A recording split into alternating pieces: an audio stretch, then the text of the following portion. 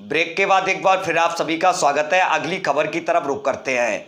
नेता प्रतिपक्ष राम गोविंद चौधरी आज शाहजहांपुर पहुंचे। यहां सपा के जिलाध्यक्ष तनवीर खान सहित अन्य सपा के पदाधिकारी व कार्यकर्ताओं ने उनका फूल माला पहनाकर जोरदार स्वागत किया। इस दौरान उन्होंने भाजपा सरकार पर जमकर निशाना साधते हुए कहा कि भाजपा की सरकार 4.5 वर्षों में हर तरह से फेल हुई है। उन्होंने कहा कि 7 महीने से किसान सड़क पर है। सरकार ने केवल फर्जी इनकाउंटर करवाकर वाहवाही लूटी है। उन्होंने कहा कि अगर सरकार बनी तो फिर जांच कराएंगे। और क्या कुछ कहा, सुनिए। सरकार हर स्तर पर फेल हो चुकी है, चाहे किसानों के मामले में, छात्रों के मामले में, नौजवानों को नौकरी देने के मामले में, सड़क पुल बनाने, हॉस्पिटल बनाने के मामले में, शिक्षा देने के मामले में, फ्री दवाई, फ्री पढ़ाई, इस मामले में कुछ किया ही नहीं उसने। 4.5 वर्ष एकदम फेल हो चुकी है। यूपी की जो वर्तमान सरकार है पूरी बात सुन फेल हो चुकी है। इसलिए वो तरह तरह के हथकंडा अपनाना चाहते हैं, कभी राम मंदिर का, कभी गाय का, कभी हिंदू मुसलमान का, लेकिन अभी चलने वाला नहीं है। 5 वर्ष का अखिलेश यादव के 12 से 17 के बीच में विकास का काम, हर वर्ग हर धर्म के लिए काम, और इनका काम देख करके प्रदेश की हर वर्ग धर्म की जनता ने मन बना लिया है कि अगर हमको प्रदेश को देश में सर्वोच्च स्थान पर पहुंचाना है तो समाजवादी पार्टी की सरकार को लेना है, अखिलेश यादव को मुख्यमंत्री बनाना है। सर, आप कह रहे हैं कानून व्यवस्था की कोई चीज़ नहीं, वो कह रहे कि रामराज आ गया है। आप कह रहे कानून व्यवस्था के नाम की कोई चीज़ नहीं, लेकिन बीजेपी कह रही कि रामराज इतना कभी कानून व्यवस्था कभी हिंदुस्तान में खराबे नहीं हुई, उत्तर प्रदेश इतनी खराब है। दुनिया में हमारा अपमान हुआ है कानून व्यवस्था के मामले में।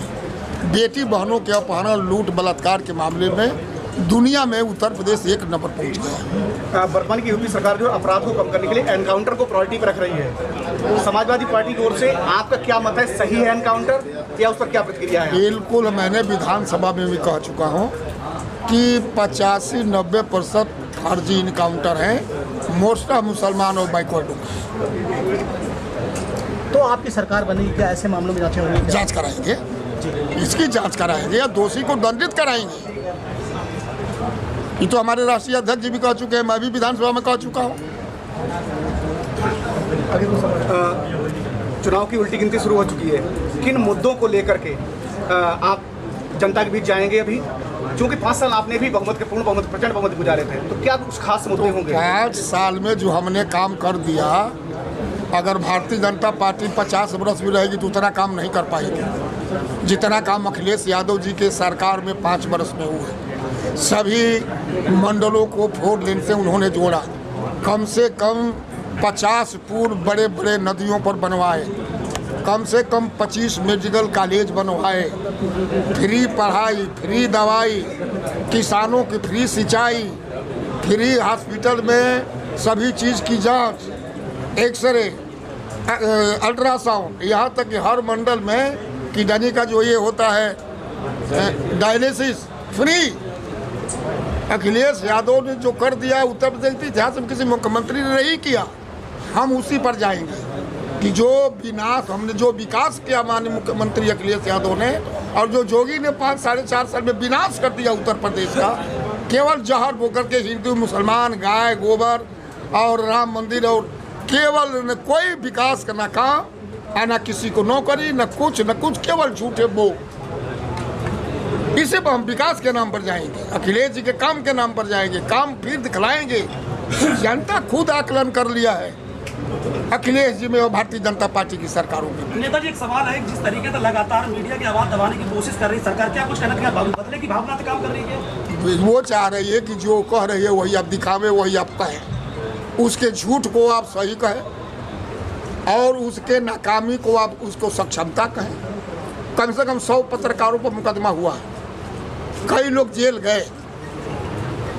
जेल गए, कितने पत्रकारों को इसी में पीट दिया गया। इस जिला पंचायत प्रमुख के चुनाव, कई जगह मर्डर हो गए पत्रकारों को, 1 पैसा सरकार ने सहायता नहीं दिया। मैंने विधानसभा में मांगा, मैंने विधानसभा में कहा कि जब लोकतंत्र में विधायिका, कार्यपालिका, न्यायपालिका, चौथा है पत्रकारिता, न्यायपालिका को पेंशन, कार्यपालिका को पेंशन, विधायिका को पेंशन, तो पत्रकारिता का क्यों नहीं पेंशन?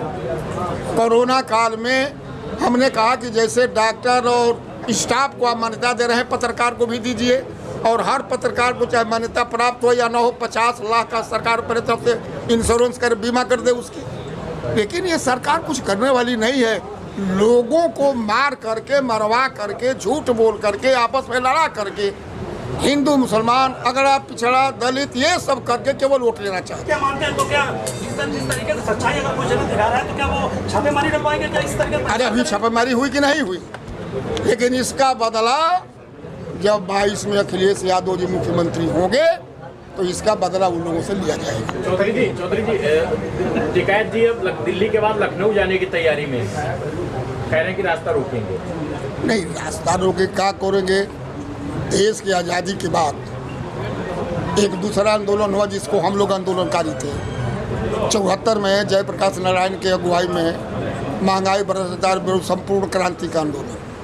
आज़ादी के बाद इतना लंबा आंदोलन, किसानों का आंदोलन है, 7 महीना हो गया, दिल्ली के चारों तरफ है बैठे हैं, सरकार के कान में जू नहीं लगा।